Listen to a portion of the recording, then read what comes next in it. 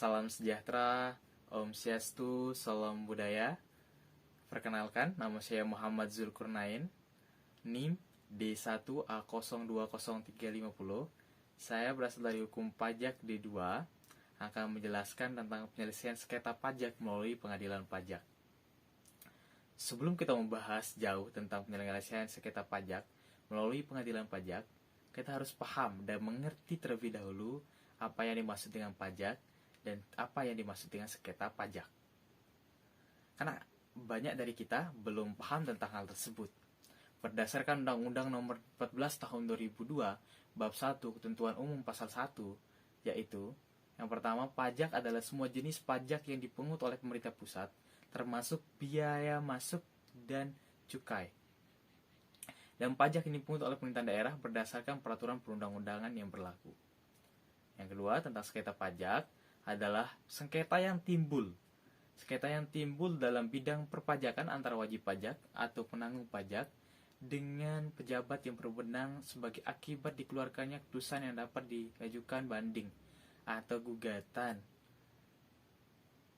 kepada pengadilan pajak berdasarkan peraturan perundang-undangan perpajakan, termasuk gugatan dan pelaksanaan penagihan berdasarkan undang-undang yang penagihan pajak dengan surat paksa. Jadi yang membayar pajak, yang pertama kita harus pahami bahwa yang membayar pajak itu adalah wajib pajak. Yang kedua, yang melakukan pemungutan pajak, baik itu seorang atau badan hukum, itu disebut dengan fiskus. Dari penyelesaian tentang sengketa pajak melalui pengadilan pajak, ada beberapa hal yang akan kita bahas sebagai berikut. Yang pertama adalah upaya banding, yang kedua adalah upaya gugatan, yang ketiga adalah pemeriksaan secara biasa dan cepat, dan yang keempat adalah putusan pengadilan pajak.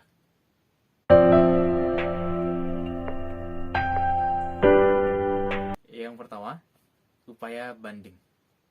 Upaya banding dapat dilakukan apabila wajib pajak tidak dapat menerima keputusan keberatan yang dikeluarkan oleh pejabat yang berwenang. Menurut pasal 1 ayat 6 Undang-Undang Nomor 14 Tahun 2002 tentang Pengadilan Pajak yang memberikan definisi tentang banding, yaitu banding adalah upaya hukum yang dilakukan oleh wajib pajak atau penanggung pajak terhadap suatu keputusan yang dapat diajukan banding berdasarkan peraturan perundang-undangan perpajakan yang berlaku. Undang-undang memberi beberapa syarat yang harus dipenuhi wajib pajak dalam mengajukan surat banding. Hal persyaratan pengajuan banding diatur dalam pasal 27 Undang-Undang Nomor 28 Tahun 2007, junto Undang-Undang Nomor 16 Tahun 2009, yaitu syarat-syarat tersebut adalah yang pertama, permohonan banding harus diajukan secara tertulis menggunakan bahasa Indonesia dan ditujukan kepada pengadilan pajak, tertulis dan menggunakan bahasa Indonesia. Yang kedua, tegang waktu pengajuan banding adalah 3 bulan. Nah, perhitungan ini dimulai sejak tanggal diterimanya keputusan yang dibanding atau keputusan keberatan sampai dengan tanggal surat banding dikirim oleh pemohon banding. Apabila surat permohonan banding diajukan lewat dari jangka waktu 3 bulan, permohonan tersebut akan ditolak kecuali apabila pemohon banding dapat memberikan alasan bahwa jangka waktu tersebut tidak dapat dipenuhi karena keadaan di luar kekuasaannya, atau yang kita sebut dengan force majeure. Berdasarkan alasan tersebut, jangka waktu tersebut dapat dipertimbangkan oleh majelis atau hakim tunggalnya. Yang ketiga, terhadap suatu keputusan diajukan satu surat banding. Yang keempat, banding diajukan dengan disertai alasan-alasan yang jelas dan dicantumkan tanggal terima surat keputusan yang dibanding. Yang kelima, surat banding harus dilampiri salinan keputusan yang dibanding. Yang keenam, dalam hal permohonan banding ditolak atau dikabulkan, sebagian wajib pajak dikenai sanksi administrasi berupa denda sebesar 100% dari jumlah pajak berdasarkan putusan pengadilan, dikurangi pembayaran pajak yang telah dibayar sebelum mengajukan keberatan.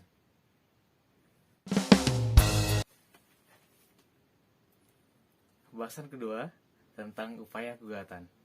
Berdasarkan bunyi pasal 1 ayat 7 Undang-Undang Nomor 14 Tahun 2002, Yang dimaksud dengan gugatan adalah upaya hukum yang dapat dilakukan oleh wajib pajak terhadap pelaksanaan penagihan pajak atau terhadap keputusan yang dapat diajukan gugatan berdasarkan peraturan perundang-undangan yang berlaku.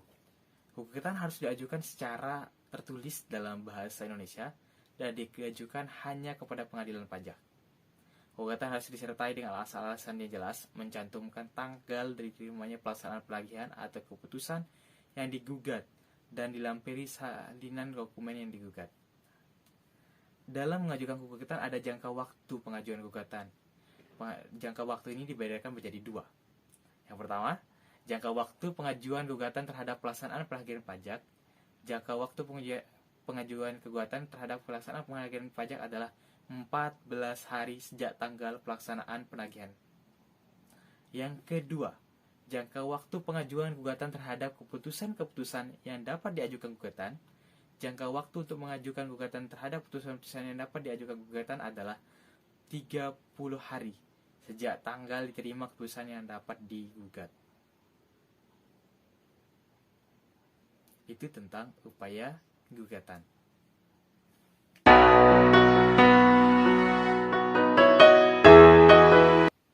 Pembahasan yang ketiga tentang pemeriksaan dengan acara biasa dan acara cepat.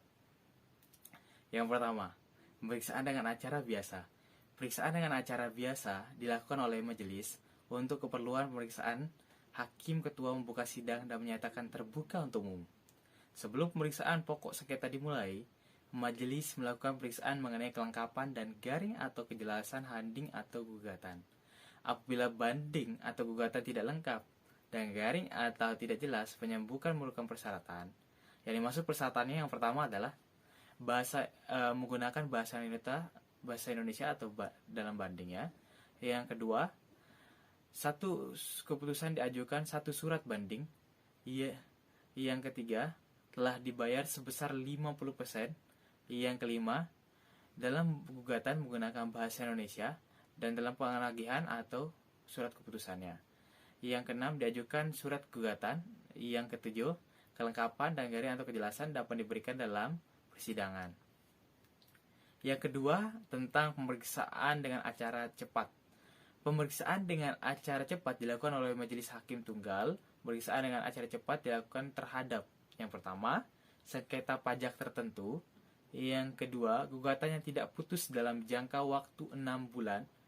Yang ketiga, tidak dipenuhinya salah satu ketentuan dalam muatan format putusan atau kesalahan tulis dan garing atau kesalahan hitung dalam putusan pengadilan pajak. Yang keempat, sengketa yang berdasarkan pertimbangan hukum bukan merupakan wewenang pengadilan pajak. Itu tentang pemeriksaan dengan acara biasa dan cepat.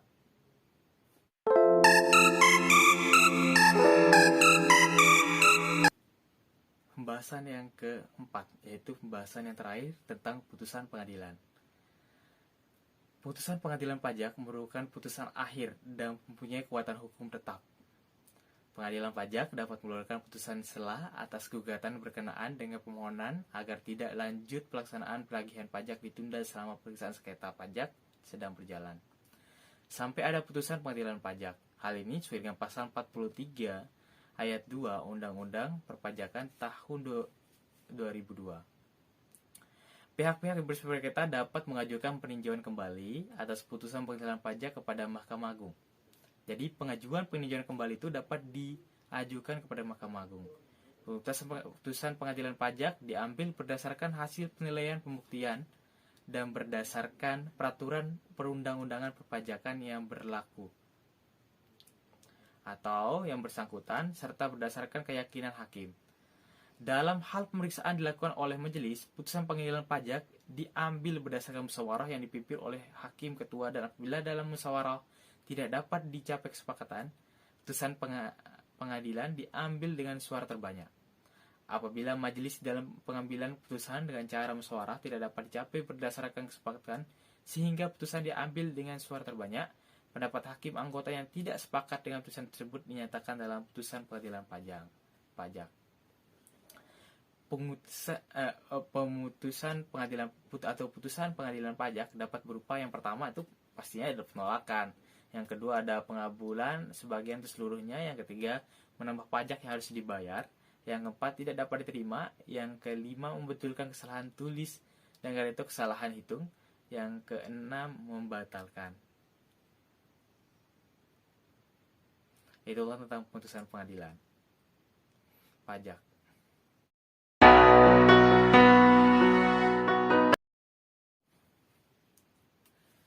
Terima kasih kepada semua orang yang sudah menyaksikan video ini. Dan jika ada salah kata atau ucapan atau pemahaman saya, dimohon untuk kritik dan sarannya ditulis dalam komentar supaya saya dapat memperbaiki setiap video yang saya buat ke depannya, sehingga apa yang saya dapat lakukan ini dapat bermanfaat untuk yang lainnya. Saya ucapkan terima kasih. Wabillahi taufiq wal hidayah. Wassalamualaikum warahmatullahi wabarakatuh.